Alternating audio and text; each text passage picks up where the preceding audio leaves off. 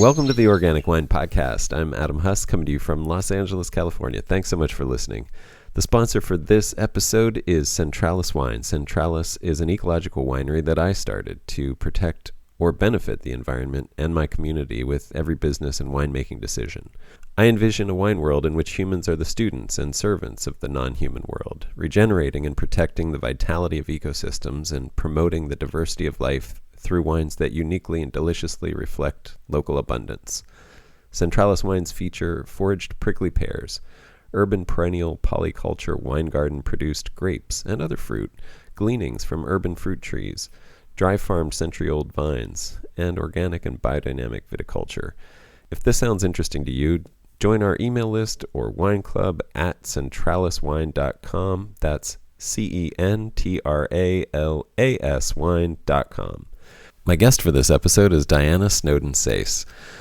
Diana studied Viticulture and Enology at UC Davis and went on to work in both California and French cellars with Robert Mondavi Winery, Mumm Napa and the Araujo Estate, Château Fleur de Boüard, Domaine Leflaive, Ramey wine cellars, and also for the last 20 years, Diana has been an enologist and part of the family at Domaine Dujac in Burgundy, and consultant at Domaine de Triennes in Provence, and she's also winemaker at Snowden Vineyards in Napa. In addition to this enviable resume of incredible winemaking experience, Diana is one of the leading experts on carbon capture and reuse in the wine industry and strategies for reducing the massive carbon impact of glass wine bottles in the wine industry. So, while I would have loved to have spent this hour asking her about making wine in Burgundy, those questions took a back seat to discussing the urgent story that she discovered there, because it was Diana's experience of working with the natural world in the vineyard and tracking data in Burgundy that led her to the inescapable reality of the urgency and severity of climate change and altered the direction of what she's doing with wine. It should come across rather quickly that Diana is a brilliant mind and bright spirit, so it makes the things that she says about the reality we're facing all the more forceful and, frankly, sobering. We talk very openly about the challenges of maintaining mental health and keeping courage in the face of what we know. When I started this podcast, I said I wanted it to bring hope. In a very real way, this interview with Diana is about moving beyond hope that things will get better, and yet finding the strength to continue to do the work that our planet needs us to do anyway. I personally find the inspiration for this strength in the natural world itself, in everyone I get to interview for this podcast, and in every one of you who listens. I'm extremely grateful for you, and please don't underestimate the influence you can have on each other's lives and spirits. I recently came across this quote by Howard Zinn. "The future is an infinite succession of presents, and to live now as we think human beings should live, in defiance of all that is bad around us, is itself a marvelous victory." I hope you find Diana's defiance as inspiring as I did. Enjoy. Diana, thank you so much for doing this. Welcome. Oh, thank you, Adam. Thank you for having me. This is a real pleasure, and as I said, there's so many topics that I would love to talk to you about. Let me just start by asking you about winemaking. What does the word winemaker mean to you, and Oh, wow. Okay, that's a loaded what does one. that job mean to you? um, Or how do you see that? Yeah. yeah, I think I should back up just a little and say that, I'm a Napa native where that has a certain meaning. And I moved to Burgundy 20 years ago and have been living in France and making wine in France, where the word winemaker is pretty frowned upon. And so I have this, dual perspective on winemaking itself and on the term winemaker. And I have absolutely become a Burgundian in that sense, where I find that the term winemaker is really hurtful because it takes a village. It takes a whole Yeah. body of people. And so, yeah, I kind of, I accept that the term is necessary because we can't, it's shorthand for something. And so, yes, I am a winemaker, but I try not to say I'm the winemaker because I have teams in Napa, I have teams in Burgundy, and I wouldn't be able to do everything I do without that whole village. How do you see your job? Like, what is the essence of your job as a winemaker? Or, Um, Yeah, as a winemaker. so yeah, I am part of the production team at Domaine Dujac in Burgundy, and I serve an enology role at Domaine Dujac, and I have taken everything that I feel is good and right from Burgundy and imported it to my family's property in Napa, where I am taking the creative decisions, which I don't do at Domaine Dujac. I'm a supporting role at Dujac, and I'm a sponge sucking up as much as I can from the beautiful tradition of making vin de terroir, and I apply that to my family's property in St. Helena, or I'm speaking to you from St. Helena, but the vineyard itself is above Rutherford. And I also have a consulting client called Ashes and Diamonds in Napa, where I'm making the creative decisions as well. So, and then finally, there's Domaine de Triennes in southern France, where I'm part of the team. Again, I'm not the single decision maker, but I'm very proud to be part of the creative winemaking team there. So for me, the term winemaker and my job shifts a bit. I think, when you're talking about terroir and you're talking about wines that are an expression of terroir, terroir is three components. It's the site, and it's the weather in a given vintage, and it's people. And frequently, when winemakers speak about making vin de terroir, they say, "Oh, I do nothing. I just let the site speak." And I think that's just so disingenuous, because the human element is the most important part of making a vin de terroir. We now know, because of epigenetics, that our farm making choices actually impact the DNA of the vines itself.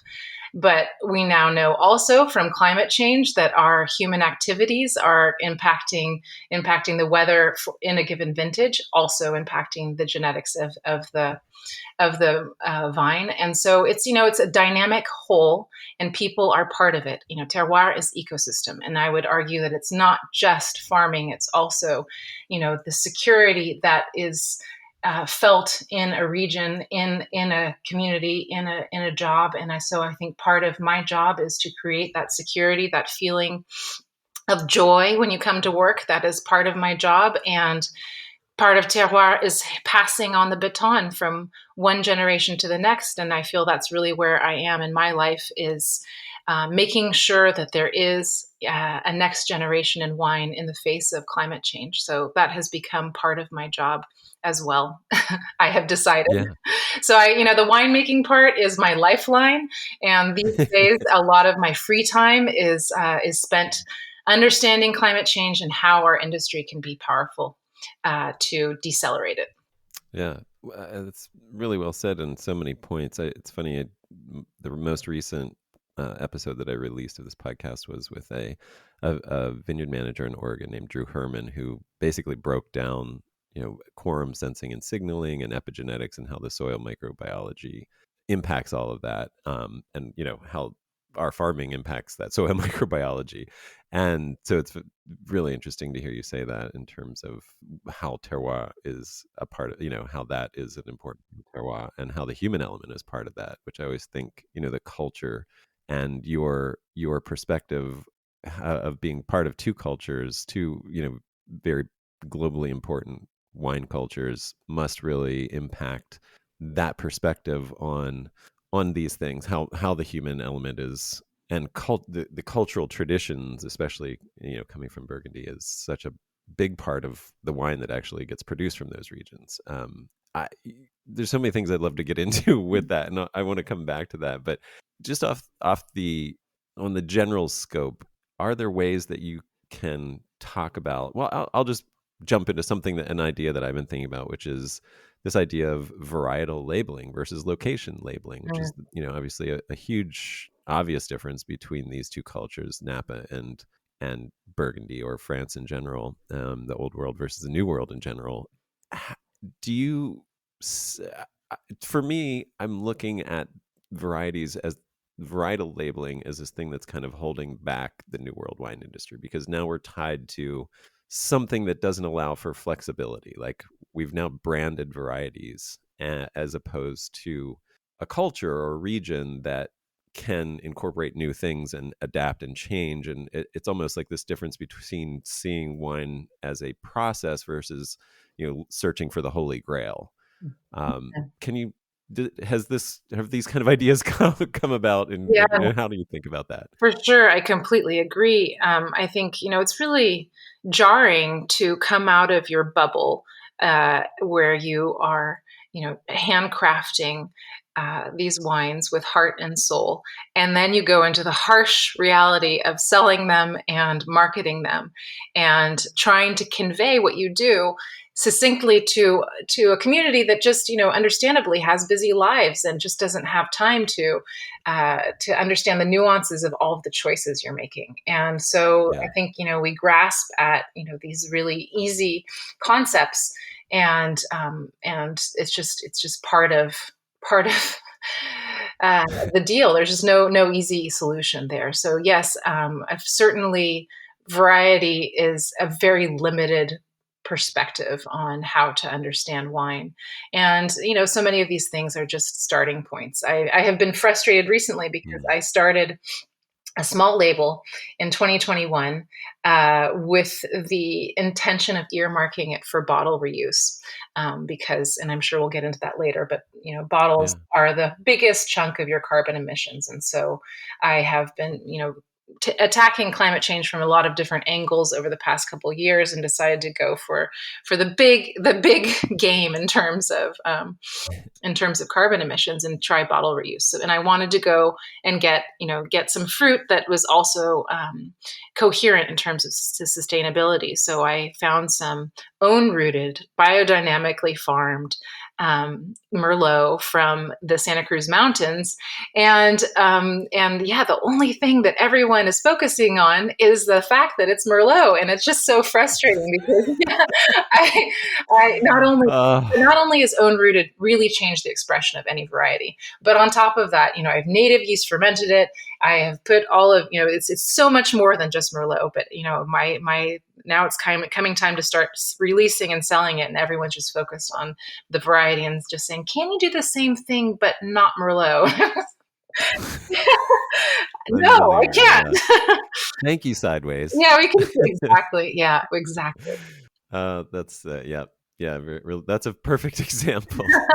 Yeah, and then of Yeah. course with Burgundy, you never call it Pinot Noir, you never call it Chardonnay, you call it, oops, excuse me, you call it red Burgundy, you call it white Burgundy, and the variety is secondary. Yeah. Well, I know that you are becoming somewhat of an expert in climate change as relates to carbon and carbon capture and reuse. Could we just start down that path, and could you give us an overview of where your studies have led you and what you've learned and how that's guiding what you're doing? Yeah, sure. um, So I guess I started obsessively studying climate change after the 2017 Napa vintage.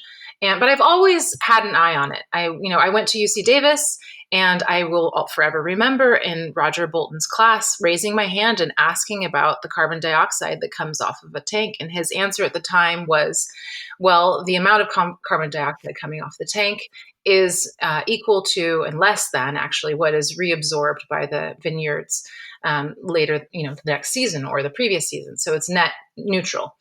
And now, of course, he has been a great resource and support to me when I started down the path of capturing carbon dioxide on the top of tanks.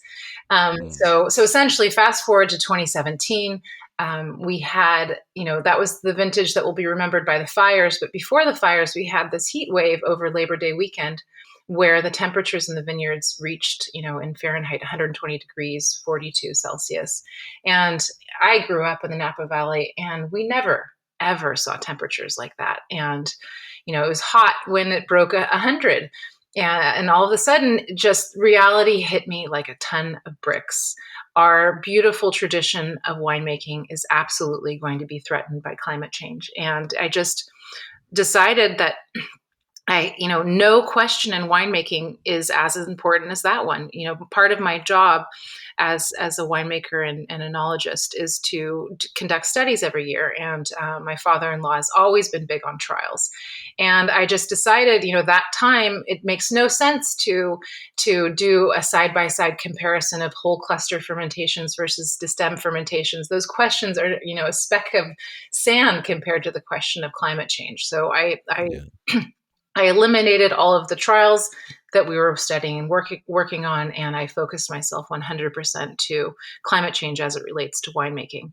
So it was a big learning curve, and I started small, just understanding what the heck is greenhouse gas phenomenon. What does that mean, and what are the terms of the Paris Agreement, and what is the carbon cycle, and how does that work? So a lot of research and a lot of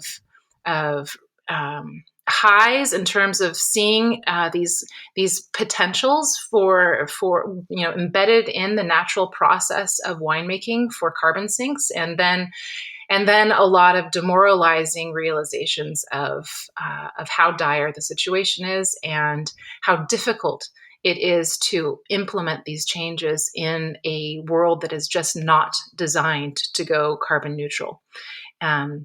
So that's the short story. And I can talk a bit about the specific points where we can actually put away carbon, and that is exciting. So yes, carbon dioxide capture, I think, is absolutely going to be the future. How long it'll take us to get there is yet to be seen, and will depend upon whether or not there is a carbon tax.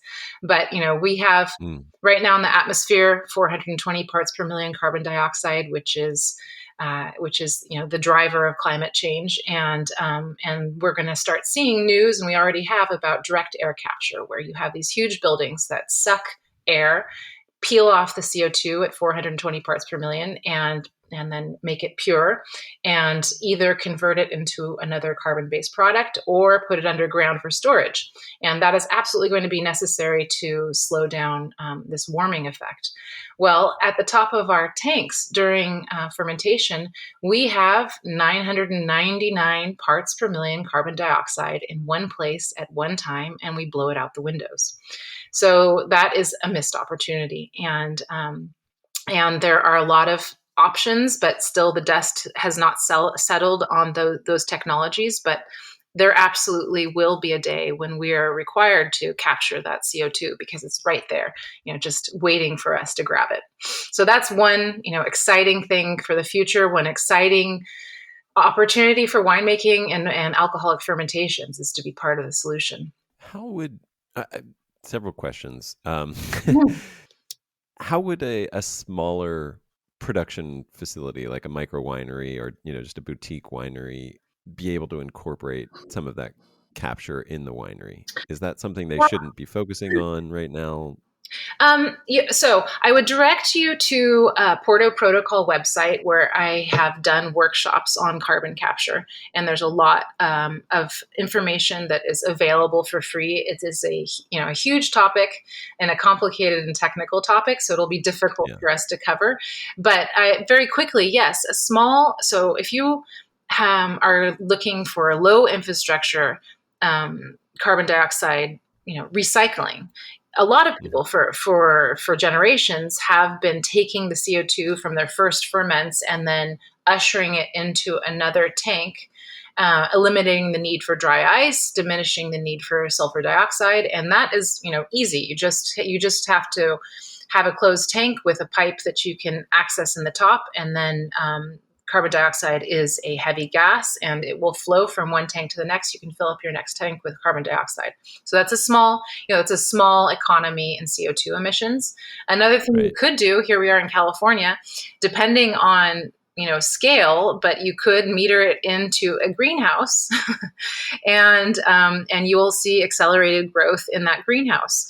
And so that is something you'll have to crunch the numbers on. You don't want to put too much, because then we're talking about acidifying the air and having too much carbonic acid. But still, if the proportions are right, that's a possibility. I saw another installation where you can similarly bubble it into tanks that have algae, and then that algae can be used in different ways, fertilizer later. So that is also available on Porto Protocol. So those are some small ideas for low budget, low infrastructure. There have been another interesting application, which is definitely not low budget, but I'm excited about. In the Czech Republic, the university there, which the name I'm forgetting right now, is capturing CO2, compressing it, not cleaning it, because remember I said it was 999 parts per million CO2. Well, the rest of it is fruity esters, which we've all smelled off of our ferments. Delicious. They're capturing all of that, compressing it, and using it to carbonate water. So I think that's super cool. Yeah, because when we buy carbonated water, that CO2 comes from fossil fuels. And I practice biodynamics in Burgundy, and we talk about the memory of water. This kind of esoteric space where biodynamic farmers have proven that the recipient holding the water imparts a signature on it, and you will see these trials of sprouts that have been grown with water that was held in a gold recipient versus a copper recipient versus a glass versus a plastic, and then prove that there's difference in terms of growth. Anyway, this concept of memory of water. Well, I take that, my biodynamic brain, and think about the memory of carbon dioxide coming from fossil fuels, and I think gross, So I love this application where you're taking carbon dioxide from the fermentation and using it to carbonate beverages, and they have a kind of fruity ester taste. And I love that compared to your lemon scented or whatever carbonated water that's been trucked from God knows where. Oh, I love the idea of like a wine ferment flavored sparkling water. It sounds incredible. Yeah. Those are actually really great, practical, and easily. I mean, you need a tube and like some, something to seal your tea bin with, some plastic and a rubber band, basically. Yeah. So I think carbonating water, you'd need to get some pressure going. But yes, I'm thinking of some of the previous things. Right. Everything. Completely do without any infrastructure. Just redirect that. That's fantastic. Mm-hmm. You mentioned that we're already at 420 parts per million. I saw something where essentially grapevines and a lot of plants evolved at like 240 parts per million carbon in the atmosphere.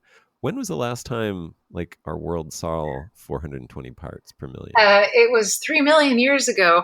And and at that time, Burgundy was a tropical lagoon, and that's why we have the limestone deposits that we have. And on the South Pole, there were alligators and trees, and when you compare, it's truly frightening. In terms of physics, our planet is hurtling back towards that equilibrium, and it's been going slowly the last 30 years because the emissions weren't as high, and because the ocean was absorbing some of the CO2, and the glaciers were providing a temperature buffer. But as the glaciers melt and the ocean becomes saturated, the climate changes are going to go faster, and that's what we're really the reality of the next 10 years is that we're reaching the Paris Agreement's no return point, and I'm afraid we're going to blast past it. Yeah, and the acceleration becomes exponential at that point, where it's already exponential. We just kind of keep skyrocketing. Yeah. No, and that's where we get to really demoralizing places in our hearts. Well, and that was my next question. Let's talk about mental health and your mental health and my mental health, and knowing the things that we know, and the more that we study and the more that we see that we're living in a world where the will to make these changes isn't there at the level, at the governmental level, where those changes really need to be made. How I've heard you talk about, really frankly, saying that there were times where you're thinking like the best thing you could do for the planet was slit your wrists, in terms of reducing your carbon footprint. And I know that's both funny and serious, and also probably things that a lot of people will think about. Like, I mean, there is a lot of despair, I think, about it. I mean, in myself, in my own heart, for sure. Mhm. And you've been through this cycle, and you're living with this. So how's this sitting with you, and how are you dealing with that? Yeah, no, it's been a roller coaster, and yeah, what you shared absolutely was one part of the of the path to where I am right now. And I definitely don't want to be flippant about that. I think once you really digest the reality of where we are, and if you can take a little step back and not get lost in the tsunami of emotion, you have choices. Either you decide, right, carpe diem, we're screwed. Let's go down and pillage the cellar, or whatever carpe diem means for you. Or you decide, this ship is going down, but what can I do that I can live with every day that I do look in the mirror, because I'm not going to slip my wrists. That is not, I'm not that devoted to reducing my emissions. I still have a divine purpose. And so then I have decided that I am going to do everything I can. This is a lost cause, but when I say this is a lost cause, I really think that fine wine is, we're in the middle of the sixth biggest extinction, and fine wine is on the endangered species list. When I scroll through my social media feed, and I see that polar bear emaciated and awkwardly balancing on a tiny little chunk of ice, I see fine wine. We are kind of shoulder to shoulder with polar bears. And Yeah. I have made my peace recently with the very real possibility that that some fine wine is not going to be saved. But we are fighting for various shades of bad for the rest of humanity, and we really can have an impact in terms of sustaining humanity past this next 300 years, because that's the problem. Is we are all on different timelines. Human generations are short compared to the timeline of carbon dioxide in the atmosphere and the way that the planet naturally reabsorbs it. So we are fairly cemented into a warming cycle for our generation, the next generation, and the generation after that. However, what we do today can turn the ship around on a 300-year cycle. So that's what I'm fighting for. And if we can possibly save wine, then great. And I'm fighting for that too. But I have had to accept that we probably won't be able to save fine wine. Yeah, you said, and I mean, just looking at this, honestly, I think is really important. You just said before we started recording that hope can be. Ah. How did you say that? Yeah, no, I said, I can't remember exactly how I said it, but I said, it's really important to be honest and with yourself, and yeah, hope. Hope is a different shade of denial. Yeah, I that's have what you reached said. the point where I no longer have hope. I am going to stare this reality in the face and keep fighting, knowing that it's really unlikely that I am going to save fine wine, but and that I'll never have a satisfying answer either. It's absolutely certain that within our lifetime and the lifetime of our children, it's just going to get worse. We're not going to see a return to cooler temperatures for 100 years, 200 years at this stage. And Right. how long it takes depends on what we do today.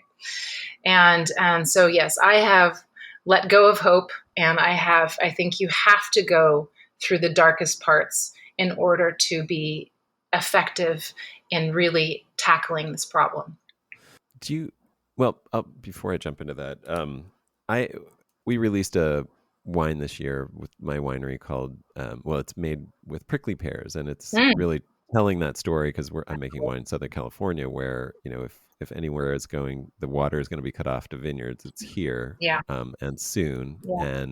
and so I'm just trying to highlight a fruit that doesn't need irrigation, that's indigenous, and that you can make wine from. Super cool. Um, I love it. and And I say all that because what I titled it, what I called this wine, the name I gave this wine was "If You're Falling," and it's from this idea. I've loved this quote: "If you're falling, dive." Mhm. This idea that making the best out of a bad situation. If you're on a sinking ship, play with the band as it goes down, kind of thing, and that Yeah, you have exactly. you can Yeah, you can still be your best self even when you're plummeting yeah, to your destruction, so to speak. yeah, exactly. Um, Yeah.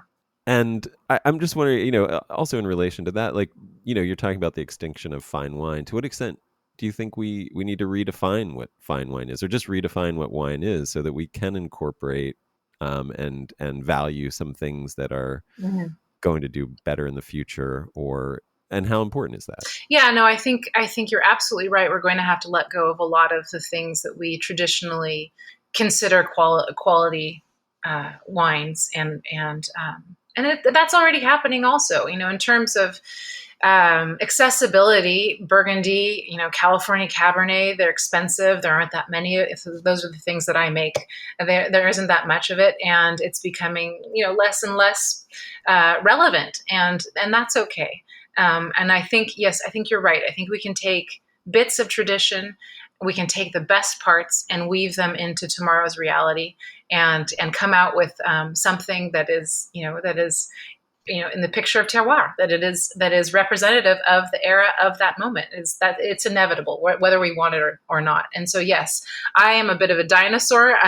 As we established before starting this, I'm not a millennial. I was born in '78, and I was lucky enough to know the classics, and I have now had to make my peace and mourn the passing of that era. And only once I can do that can I embrace what is coming. And I think that, yes, there is plenty of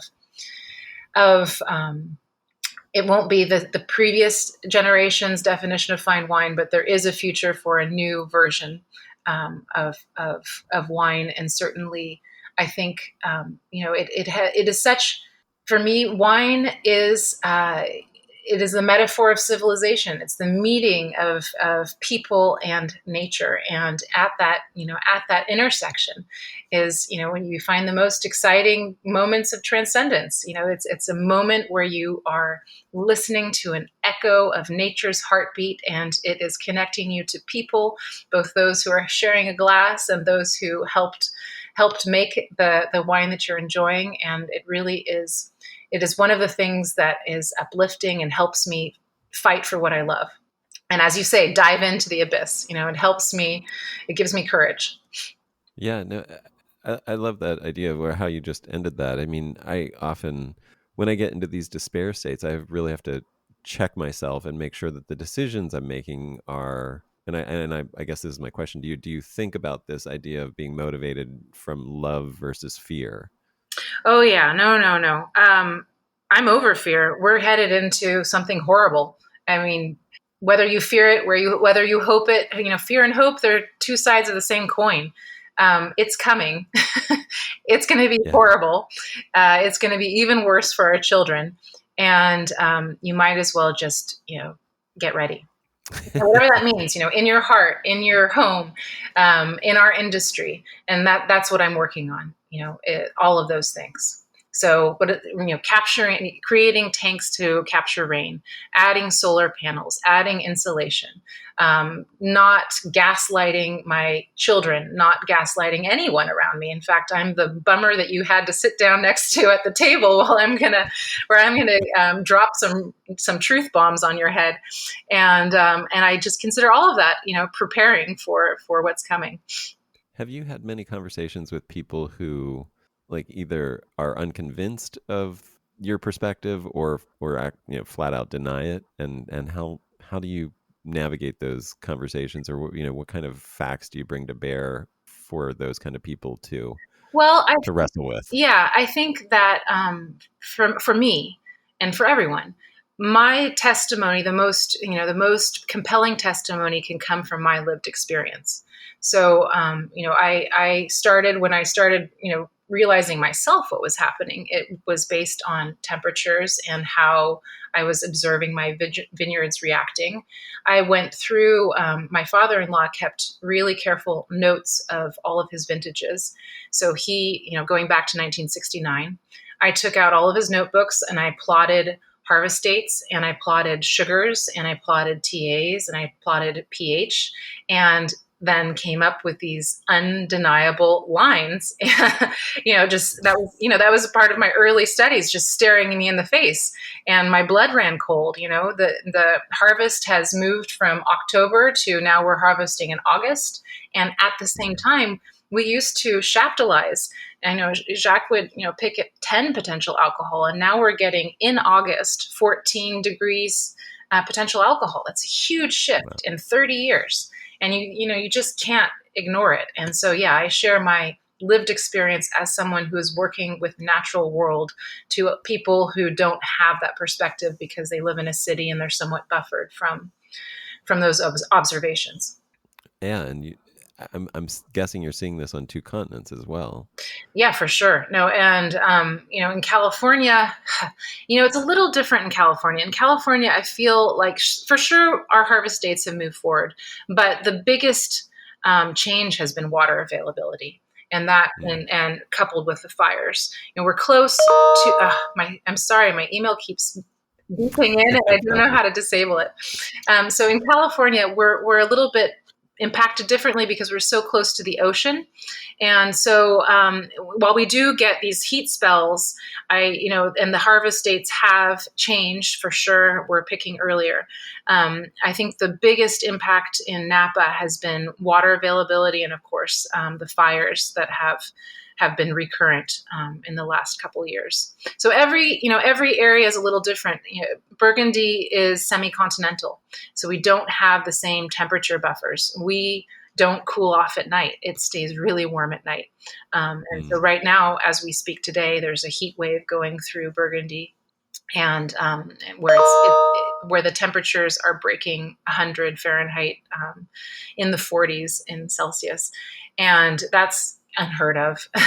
And the nighttime temperatures stay really warm also. So it's hard. It's not linear in terms of temperature increases. And I think, there's both the warming and, as everyone talks about, also the extreme weather events. And one of the big issues in Burgundy is frost, because while harvest has moved back by, they're saying, an average of 15 days, because we did have that sugar buffer, that chaptalization buffer that we've burned through.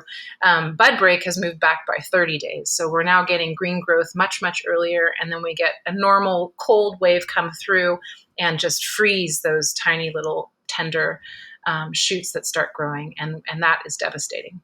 Well, yeah. The Porto Protocol Yeah. was something you brought up earlier. I, because of you, looked into it. It's an amazing resource. Can you talk a little bit about what it is and why it exists? Yeah, no, the Porto Protocol is a group of people in the wine industry. The Porto Protocol was started by tailors, and it is funded by tailors. And essentially, the idea is to share resources in terms of best practices and information about all things sustainable. So not just climate change, all, water reduction, the cost of admission is sharing a study. So I talked about carbon dioxide capture from tanks, but you'll see everything from living roofs to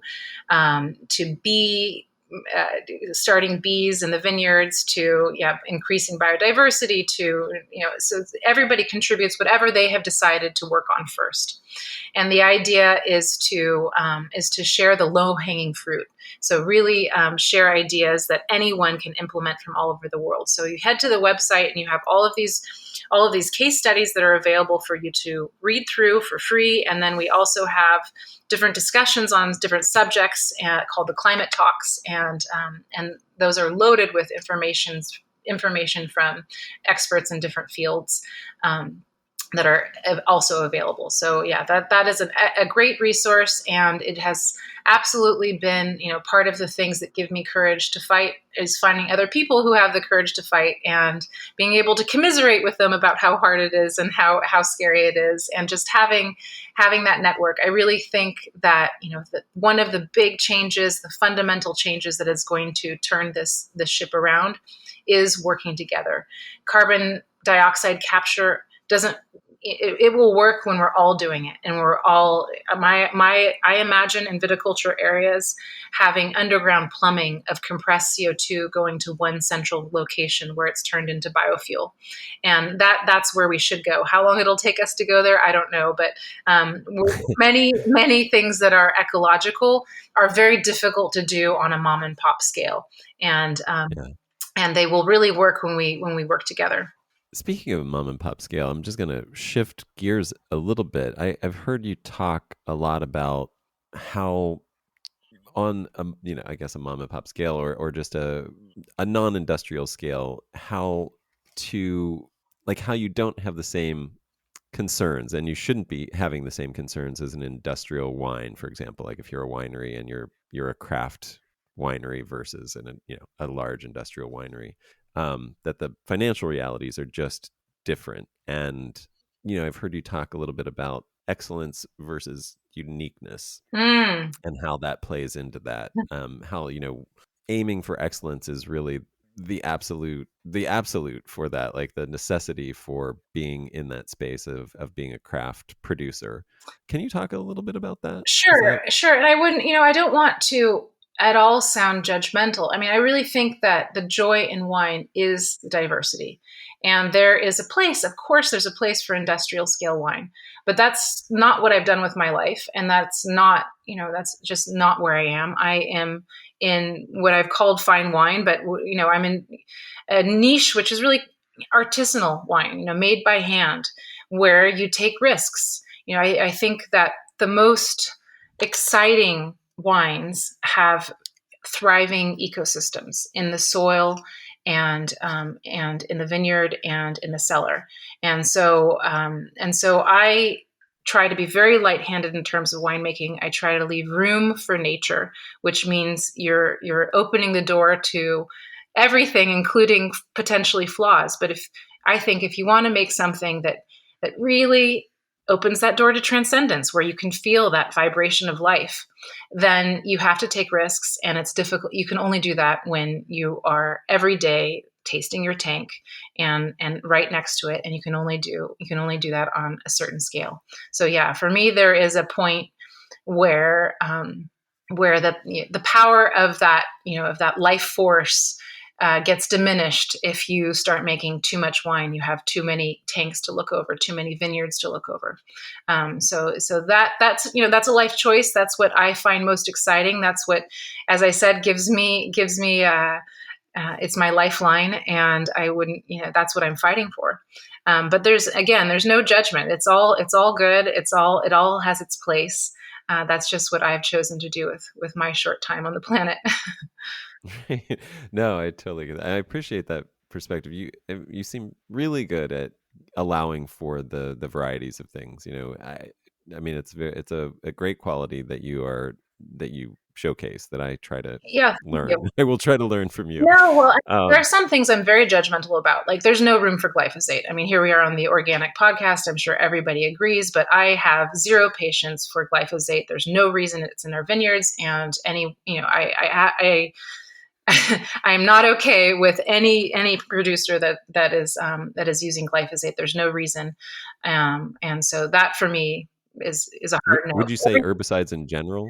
Yeah, I mean, organic herbicides are certainly an annoying oxymoron, and yeah, Yes. herbicides in general, and regenerative agriculture is so exciting because it's just, there's this fraction of people who are keeping an eye on climate change, and people who have been really innovators in the wine industry in terms of slowing emissions and getting to zero emissions. And they would make the argument that it's better to farm conventionally, quote unquote, which means using herbicides. than to be organic because of all the tractor passes. And of course, tractors are diesel run by and large. Now we're talking, there are electric tractors, so some people can have their cake and eat it too at this stage. But I mean, the regenerative conversation has just blown the lid off of that whole debate, because why not just leave the undergrowth, and you're making zero tractor passes and you can have it all. So that's exciting. How does that play out in Burgundy? Because I know that there's such a tradition of plowing there, Yeah. even in the Okay. best vineyards. Yeah. I mean, what's fun in Burgundy? What's fun in Burgundy is that because of the Napoleonic Code, you have the splintering of the landscape, and so you'll have 5 rows here which belong to you, and then 3 rows which belong to someone else, and 10 rows that belong to yet another person, and you can go on your dog walk and watch what other people are doing, and see. And so we have some people in Burgundy who a couple years ago have decided to completely embrace regenerative farming and not eliminate any of the undergrowth. Bless them. But we've also had problems with drought in Burgundy, and 2020 in particular. And that was the first time I've ever seen vines die of thirst. And the vineyards that had growth underneath them were hammered especially hard. And so, it took, we have now understand absolutely that when you plow, you release carbon dioxide up into the atmosphere. And at Domaine Dujac, we've decided to go for a compromise, which is to say we are leaving all of the growth in the row and just cutting underneath the vine, making a cut underneath the vine to reduce the competition of that growth and the plant. So we're doing a compromise, but it's a huge reduction in terms of plowing. But certainly, just 3 years ago, we plowed regularly, and we would leave the growth under the vine during the winter, and then we would plow anytime it got too high throughout the growing season, which is quite a lot. And so that was a major change that started really just last year. Oh, wow. Yeah. That's amazing. Have you noticed, difficulty, or, I mean, I know there's always an adjustment period, so maybe you're still waiting to see. It's too early to draw conclusions, but we're really pretty happy with it. I mean, once you look at, you talk to the specialist, the soil science specialist, and you realize that soil is just like a thumbnail of a living carbon sequestering growth above a largely inorganic rock. And every time you go through and plow, I mean, you're just sending tons of CO2 up into the air. And so we saw the data, and it was just absolutely head spinning. And we, quickly just changed directions and decided to plow only under the vine. And that's, only this year have we started. So we're not even through the growing season, but we got so much rain this year. It's hard to say, when you do things like this, you need 10 years to really draw conclusions. And then the plant adjusts also. It takes a while when you convert to organics. It takes a while for the vine to adjust and to strengthen. Right, till you build back the soil health and everything, that the whole ecosystem health, basically. Right. Now, so you are involved in two main fronts in terms of ways to reduce carbon in the wine industry, and one is the carbon capture and reuse, like in the winery, and the other are reusable bottles and how, well, just bottles in general, how that can be mitigated, because it's our biggest footprint in the carbon world. Do you want to talk about what you're currently working on with those? Yes, absolutely. Yeah. So carbon capture, I really got as far as I could, because we just need to wait for technology to catch up, essentially we have plumbed Domaine Dujac so that we can evacuate the carbon dioxide to a central location. And we're waiting for the technology to give us a sustainable way of collecting that CO2. So I've taken that as far as I can. And certainly I hope to do carbon capture in California as well, but I have a custom crush facility, so I have much less control. But I've got long-term plans and long-term things my imagination is working on, but I'm not capturing carbon dioxide. I'm not set up in California to do that yet. But with Porto Protocol, I had gotten a little impatient with the low-hanging fruit. Low-hanging fruit is all very nice, but I wanted to shoot for the stars, shall we say. And anytime you go onto these panels to talk about the industry and our emissions, the conversation will inevitably come back to bottles, because there are a bunch of ways to measure your imprint on the world. One is through a carbon audit. Another is a life cycle analysis. No matter how you approach it, bottles represent 50 to 75% of a winery's impact on the planet. And Right. and the issue is, in order to create your bottle, heating up glass to mold it into a specific bottle just takes a tremendous amount of energy. Mm. And then compounded on that is recycling. And people will say, well, but glass can be infinitely recycled. That's true. However, it's not happening in the US. Only 1 out of 3 wine bottles is recycled, and the other 2 end up in landfill. On top of that, putting emissions aside, the world is running out of glass, and essentially the sand necessary to make glass. I mean, you would think, oh, but what about the deserts? Surely we can make glass forever. Unfortunately, desert sand it doesn't have enough silica, and you can't use it to make glass. You have to use riverbed sand. And so that's, when you realize, in order to make glass and it's not being reused, it's most of it if you were talking about the United States, most of it is actually ending up in landfill. And we're just, taking this non-renewable source of riverbed sand and exploiting it. It's a really upsetting idea. And so, I mean, if we want to be truly sustainable, which is to say, the way we are living today allows for humans to carry on for the 80,000 years we should have enjoyed in relatively calm temperatures and weather patterns on this planet. Well, the wine industry should embrace zero waste and start reusing bottles. And that's something that used to be done in Europe and still is done in Europe. We still have that infrastructure. And certainly, when Jacques started in the late 60s, he washed all of his bottles and reused them, and everyone did. And there's less and less of that today, but it still exists in Europe.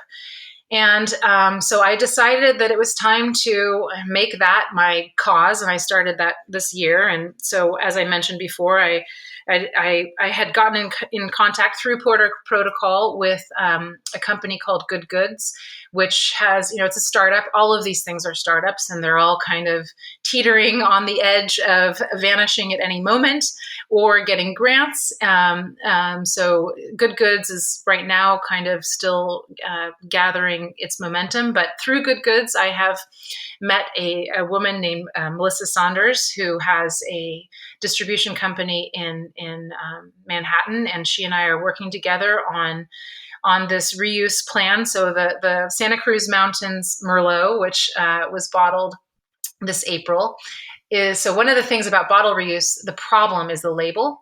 The labels that you and I remember that were the glue labels, those were great because they came off easily and then you could reuse the bottle. But the problem was you put them in an ice bucket and they would come off, or you put them in your color and they would take off. And so the world in the 90s moved to auto-adhesive labels, which are essentially stickers, and those are impossible to get off. And so essentially you are taking something that can be reused and making it unreusable. So in order to get this project off the ground, I had to bring labels, quote unquote, washable labels that are auto-adhesive from Europe in my suitcase over here for bottling. And I am starting this tiny pilot in Napa on my own small brand to see how it goes, see how this label goes. And then if based on my experiences there, I have a list of other producers who would like to try a pilot of bottle reuse in Napa, and I've been talking with Veralia, who's very interested in that as well. So I'm trying to build this, local grassroots bottle reuse on a small scale, just to prove the point and try to move the industry forward. Yeah. What does that involve? much more local consumption so that you can have that exchange happen locally? Or how does it work if you're, So, distributed yeah. and things like that? Okay, so if we're talking like long-term success of bottle reuse, ideally where we would land is we only have one bottle shape. The challenges Mm. are, as I just mentioned, the label. We all have to move to a label that can actually come off. And if we really wanted to get the industry to zero emissions, we wouldn't have all of these different bottle sizes and shapes. Because, with reuse, if you are accumulating bottles, they're all different shapes, then you have to go through this horrible sorting situation and have really the same height in order to rebottle with it. So, Mm. if we're going to really make it work, that's the long-term goal. And for these small pilots, yes, I think probably the best solution is to keep it close to home. But I do think that so the pilot I'm working on is going to Manhattan, and I'm in California. So the wine is going to be shipped to Manhattan. It's going to go to accounts that are committed to keeping the dirty bottle, putting them back in the box, and then this distributor is going to recollect those cases, and when they're all sold through, ship them back to California, where Conscious Containers, another startup, just got its funding, just bought its fancy wine bottle rewashing machinery, and then they'll be shipped back to my winery, and we'll use them again. So this is, we're gonna try it. We're gonna prove the point, and we'll see how it goes. But we are going to do it across the whole United States. Fantastic. Yeah. Well, do you want to talk about any ways that people can try the wines, or you're involved in so many projects around the globe? Yeah. Well, Triennes is really accessible. That you can find almost everywhere. I mean, Could you spell that for everyone? Triennes, and we mainly make rosé. Domaine Dujac is the shining light and example for all of the things that all of the different projects I work on, and so Triennes wines were making nearly 1 million bottles, and they retail for under $20 in the U.S. and they're organic. And so we're pretty proud of that. We're working on a tight margin to make wine that's organic. The rosé is most of what we make, and it's not certified organic, and it's not because not 100% of the fruit is organically grown. We're trying to get there, but we buy fruit, and I would say 70% of the fruit is organically farmed, and the other 30% isn't. But it's pretty good. All of the estate fruit is organic. So we also make a red and a white, and those are organically grown and under $20. So we feel, it's tiny margins to make wine without any chemicals. So that's easy. Triennes is pretty easy to find. Snowden is also, you can come to our website, and I'm sure we have some wine that's available, and that would be delightful. The Cousins is not yet released. We're working on a release for this fall, and we're trying to figure out how we can manage reverse logistics for that Merlot I was talking about. We sell directly. How can we get the consumer to ship us back the empty bottle? But we're working on that. And certainly that's where I'd like to go long-term for all of our wines. But now we're certifying organics at Snowden, and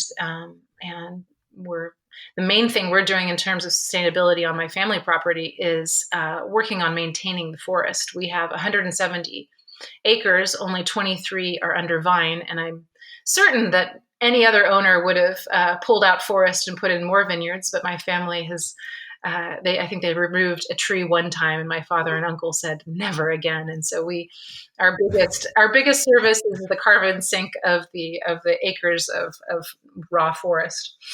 Yeah. And then Domaine Dujac, my goodness, that is hard to get your hands on. I do apologize, but that's where the wine world is these days.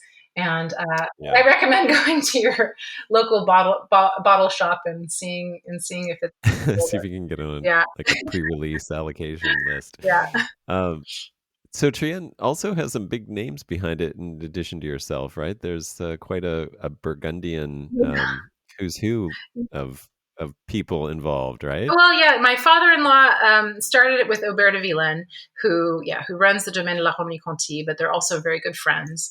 And then there was a third partner, but he's no longer with us, and he was never in the wine industry. But that was it. It was just Jacques and Aubert and a third Okay. partner.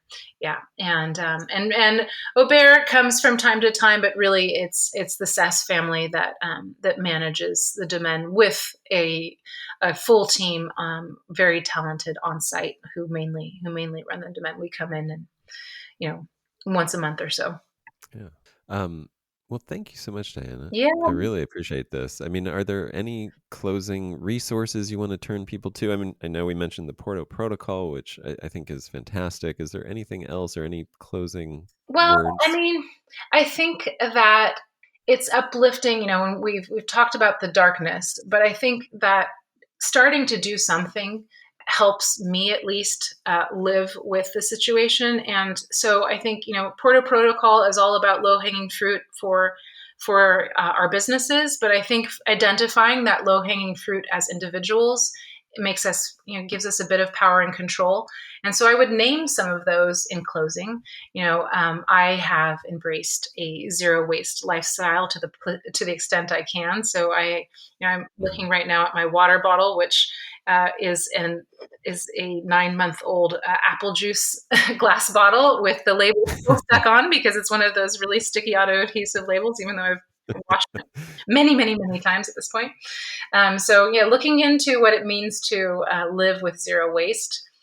Probably the number one thing is to vote. I think we can never say that too much. It's power. We have to vote. We have to make sure the people we put in office execute what we like, because, as you said, it's about policies, and we can do all the changes in the world, capture all of the CO2 off the tanks that the wine industry produces, but until there's a carbon tax and until we stop fossil fuel subsidies, we're not going to get anywhere. So vote. Yeah. Also, I think it's time for the wine industry to start talking about plant-based food pairings. It's my wine is delicious with kale salad, or I don't know what, but we need to stop talking about pairing things with beef and pairing things with animals, animal-based foods, and start leading the way in terms of living a life with wine on the table and with plant-based dishes. So those are a few things that I think No, I love you that. can pick and Yeah. choose from. Just start with one that feels doable. Maybe it's just a cloth bag in your purse and refusing plastic bags when you go shopping, but just start with one thing and then add another, and you start to feel good. With my kids this year, we did a zero waste Christmas card, and they took their homework and they shredded it, which was extremely cathartic, into tiny little confetti bits. And they tossed it into a bowl of water and we let it soak overnight. And then we took a hand blender and completely blended it into pulp. And Uh-huh. then we made paper out of it. So we dried it on this little frame that we had made out of a circular frame that we had used from a darning kit or something. And so these little paper tortilla thingies, frisbees, dried it out, and then we painted Merry Christmas on it, and then we glued nasturtium seeds onto it and said, please plant me in March. And it was so much fun, and it was a compostable Christmas card, and we were terribly pleased. And that kind of thing is, you can really get creative and find joy in That's great. some of these uh, granola exercises. No, it's great. I mean, I've seen those catch on. I mean, I saw some Japanese paper that actually you can just throw the paper in your garden and it grows into wildflowers, Yeah, basically. Like yeah. the newspaper is actually embedded, wildflower seeds and things Mhm. like that. That's Yeah, there's a lot. exactly it. But yeah, there's nothing quite like taking, your French dictée. The dictée is like this horrible exercise where the teacher will read a story and you have to dictate it and write down and not have any mistakes. And then she'll come in with her vicious red pen and circle all the mistakes you've made. And anyway, I had them grab their dictée and shred it. And there was an especial glee in their eyes with that part of the process. That's so great. Yeah. Well, Diana, thank you so much. And, really any support that we can bring for what you're doing, hope to do, and I just want to say thanks for this conversation and No, talking about it all, no, being I honest mean, about all this this. podcast is already supporting it, and listening in and spending the hour with us is a gift. And so thank you for being on this ride.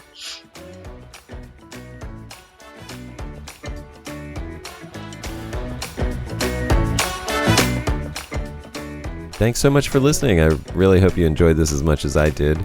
And if you did, please do leave a review for the Organic Wine Podcast. It helps a lot, and we want to get the word out to as many people as we can, which your review will help do.